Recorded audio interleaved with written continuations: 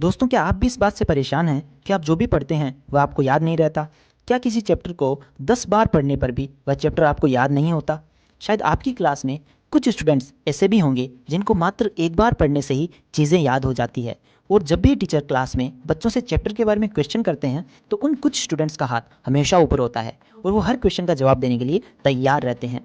तो आखिर ऐसा कैसे हो सकता है कि एक स्टूडेंट किसी चैप्टर को चाहे कितनी बार भी पढ़ ले, वह उस चैप्टर को याद नहीं कर पा रहा है, और दूसरी तरफ मात्र एक बार पढ़ने से ही दूसरा स्टूडेंट क्लास का टॉपर बन रहा है। दोस्तों, मैं खुद अपने स्कूल में हर साल टॉप करता था और मैं भी किसी चैप्टर को मात्र एक बार पढ़कर समझ सकता हूँ और उसे याद भी रख सकता हूँ। दोस्तों, सिर्फ मैं ही आपको वो सीक्रेट्स बता सकता हूँ जो आपको भी एक इंटेलिजेंट स्टूडेंट बना सकते हैं। और अगर आप मेरी बताई गई टिप्स को फॉलो करेंगे तो निश्चित रूप से आपकी क्लास में सब आपसे प्रभावित रहेंगे और आपकी क्लास में दूसरे बच्चों को आपका एग्जाम्पल दिया जाएगा। तो दोस्तों, अलर्ट होकर इस वीडियो को पूरा देखना। How to memorise what we study. दोस्तों, मैं आपको कुछ टिप्स बताने वाला हूँ। आप इन टिप्स को अपनी माइंड में फिट कर लीजिए, बिकॉज ये टिप आपकी पूरी लाइफ चेंज कर सकते हैं। तो दोस्तों, क्या आप रेडी हो? तो स्टार्ट करते हैं। दोस्तों, पहली टिप है मेक अ मूवी। जी हाँ, make a movie in your mind about your concept. दोस्तों, ये बात तो हम सब जानते हैं और मानते भी है। हम जब किसी मूवी को देखते हैं तो उस मूवी की स्टोरी शुरू से लेकर इन तक हमेशा हमको याद रहती है, जबकि हमने मूवी सिर्फ एक बार देखा था। इसका मतलब हमें एक गजब की पावर है। हम जब भी किसी मूवी को